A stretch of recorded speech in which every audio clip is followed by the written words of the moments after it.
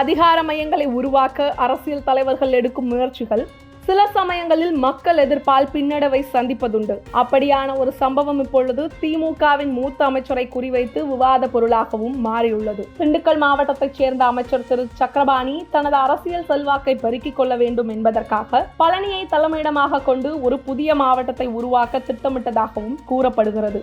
ஆனால் இந்த திட்டம் உள்ளூர் மக்களின் கடும் எதிர்ப்பின் காரணமாகவே மாநில அரசால் கைவிடப்பட்டதாக தகவல்கள் வெளியாகியுள்ளன. மேலும் அமைச்சர் சக்கரபாணி திண்டுக்கல் மாவட்டத்தின் மூத்த அமைச்சரான திரு ஐ பெரியசாமியின் ஆதிக்கம் இருப்பதால் தனது அதிகார வரம்பை விரிவுபடுத்த இந்த திட்டத்தை வகுத்ததாகவும் கட்சி வட்டாரங்கள் தெரிவிக்கின்றன. தொடர்ச்சியாக பழனி, ஒட்டச்சத்திரம், மடத்துக்குளம் மற்றும் உடுமலைப்பேட்டை தொகுதிகளை உள்ளடக்கி புதிய மாவட்டத்தை உருவாக்கினால் தான் மட்டுமே மாவட்டத்தின் அமைச்சராக தனித்து ஆதிக்கம் செலுத்தலாம் எனவே அவர் திட்டமிட்டதாக சொல்லப்படுகிறது. மேலும் அமைச்சரின் இந்த முயற்சியானது வெறும் நிர்வாக வசதிக்காக மட்டுமல்லாமல் சில அரசியல் சுயலாபங்களுக்காகவும் முன்னெடுக்கப்பட்டதாக குற்றச்சாட்டுகள் எழுந்துள்ளன.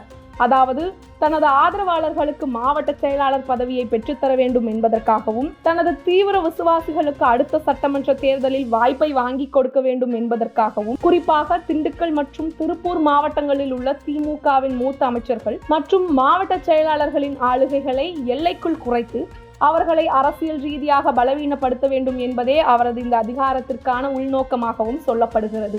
மேலும் இந்த திட்டத்தில் கொங்கு மண்டலத்தைச் சேர்ந்த மடத்துக்குளம் மற்றும் உடுமலைப்பேட்டை தொகுதிகளை தென் மாவட்ட சாயல் கொண்டு பழனியோடு இணைக்க முயன்றதுதான் உள்ளூர் மக்களின் கோபத்தை ஆழ்த்தியதாகவும் சொல்லப்படுகிறது. தங்களது வாழ்வியல் முறைகள் மற்றும் நிர்வாக நடைமுறைகள் பாதிக்கப்படும் என கூறி பொதுமக்கள் மத்தியில் இந்த திட்டத்திற்கு கடும் எதிர்ப்பும் கிளம்பியுள்ளது.